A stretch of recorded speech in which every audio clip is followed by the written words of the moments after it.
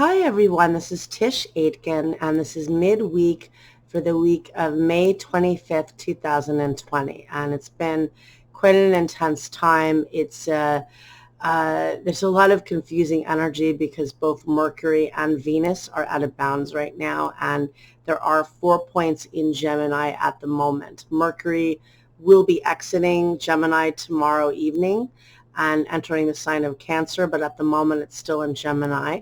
We have, let's see, the sun is transiting in the sign of Gemini. We've got Mercury out of bounds, conjunct the north node of fate which is actually quite cool because you can make good connections with that, and opportune situations can come up and fated circumstances can come into our lives, and we can make important connections. But it's very confusing because Mercury is out of bounds. It's in a sign it rules. Venus is out of bounds, and it's retrograde in Gemini, and it retrograded last week at 21 degrees of Gemini, and it retrograded with a square to Neptune, which is a challenging influence.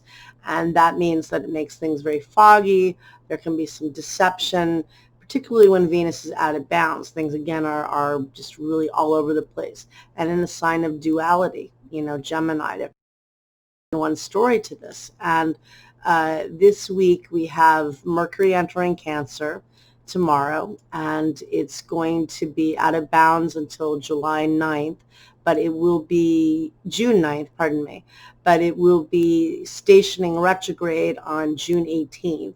And so it's going to be in the sign of Cancer until the beginning of August. It'll be there for quite a while.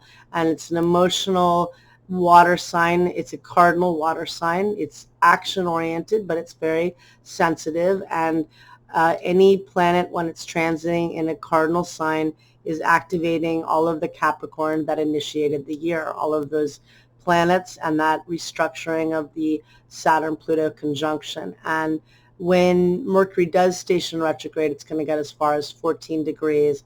And then when it stations direct on July 12th, it'll station at 5 degrees of Gemini. But it's out of bounds until the 9th of June. It's retrograde. No, it's not retrograde, but it's in Gemini, about to change signs, meeting up with the nodes of fate.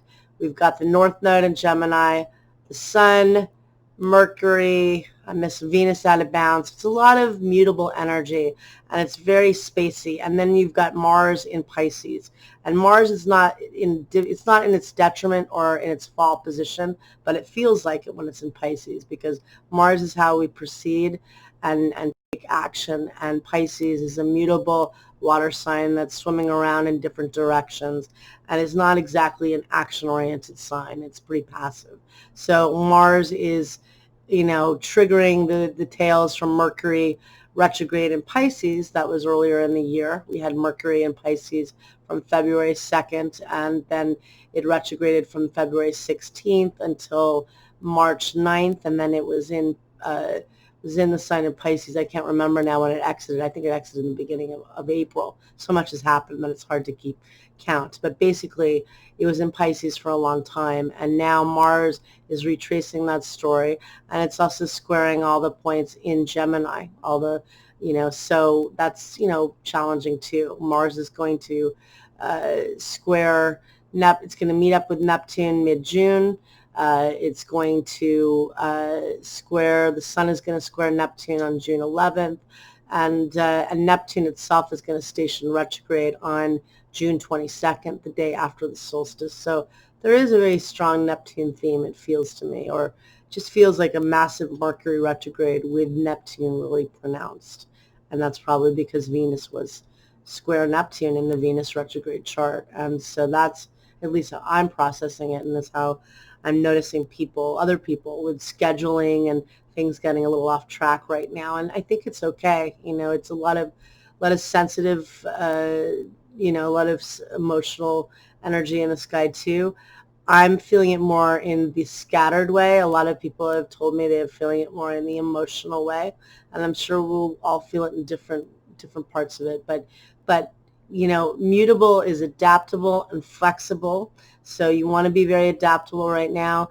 and you want to go with the flow, Mars and Pisces. And also, with all this Gemini energy, it's learning, it's researching. The North Node of Fate is now in Gemini until January 4th of 2022. So that's where we're meant to be going towards. That's accumulating knowledge. That's, thinking locally. That's connecting. That's learning, studying, teaching. That's speaking, writing, communication of all forms. And so I think we're in eclipse season now. The first eclipse will be June 5th. That'll be in Gemini season, and we're feeling a lot of that Gemini energy right now. And I just wanted to check in. We had a holiday on Monday, so I'm a little bit off track, or a little bit later in the schedule this week. But I hope you're all doing well. It's going to be an intense summer. We have 3 eclipses in a short period of time, and one of them is a huge eclipse on the summer solstice, and I'll be talking a lot more about that in videos on the eclipses themselves. But if you could like and subscribe, that would be great. And also, I am uploading monthly horoscopes by sign for the month of June, and I'm starting to do that in stages this week, and I have the first 4 signs uploaded already, so you can check out if you're Aries to Cancer, you're up there. All right, thanks a lot, and take care.